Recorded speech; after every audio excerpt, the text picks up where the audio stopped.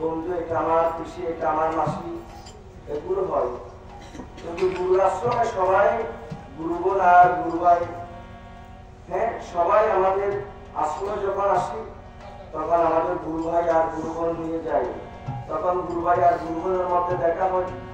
বাড়ির মধ্যে যখন উৎসব হয়, গৃহের মধ্যে, তখন আত্মীয় স্বজন দেখা হয়। যখন গুরুর আশ্রমে এমন একটা আত্মীয় আমরা এখন একত্রিত হয়েছি, সবাই গুরুবোন আর গুরু ভাই, এখানে কোনো আত্মীয় স্বজনের সম্পর্ক থাকবে না, শুধু গুরুর সম্পর্ক থাকবে। তাই আজকে এই মহান আলোচকে পূর্ণহতির পর সবাই আমরা নিজ নিজ স্থান চলে যাব। 1 বছর পর আবার গুরুচরণ দর্শন করতে পারব। যখন আমাদের মধ্যে দেহের মধ্যে প্রাণ থাকবে, পৃথিবী থেকে যখন চলে যাব, সবকিছু করে রবে গুরু ভাই, গুরুবোন, আত্মীয় স্বজন, বন্ধু বান্ধব। আর গুরু আমার আগে যদি গুরু মৃত্যু না হয়, কিন্তু গুরু হয়েছে অন্তর্যামী ভগবান, সূক্ষ্ম দেহে বিরাজমান। এই গুরুদেব আমাদের চিন্তাহারি দাদু ঠাকুর এবং আমাদের নিজ গুরু ভগবানের পাঠাঙ্গে হয়ে বসে থাকবে একমাত্র আমাকে পার করার জন্য। যমরাজের হাত থেকে উদ্ধার করবে। যখন যমরাজের আসবে তখন উল্লেখ করবে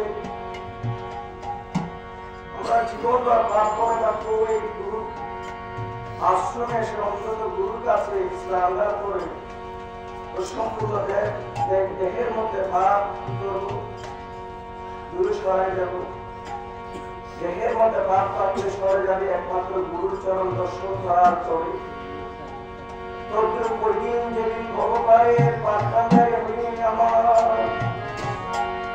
জন্ম ভগবানের বসে থাকবে, ওইদিন আমার দুধের আমার হাতে হাতে আমার বসে থাকবে। অন্তত আমি মারা গেলে আমার গুরুদেব আমাকে পার করার জন্য ভগবানে বসে থাকবে। কারণ একদিন একদিন আমি গুরুর আশ্রমে গিয়ে অন্তত গুরুর চরণ দর্শন করতে পারবো আমি। তাই এরকম মনোবল রেখে আমরা গুরুর আশ্রমে আসি।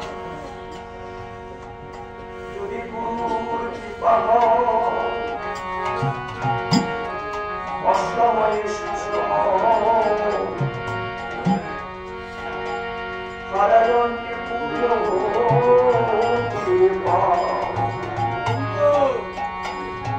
তাই যেদিন দেহের মধ্যে প্রাণ দেহের মধ্যে প্রাণ হয়ে চলে যাবে, ওইদিন গুরুর বসা করে নদীর কাছে যাব।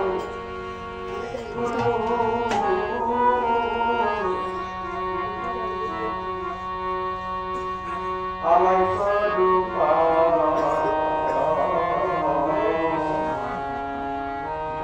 আমিও তো দুরাচার সাধন জানি না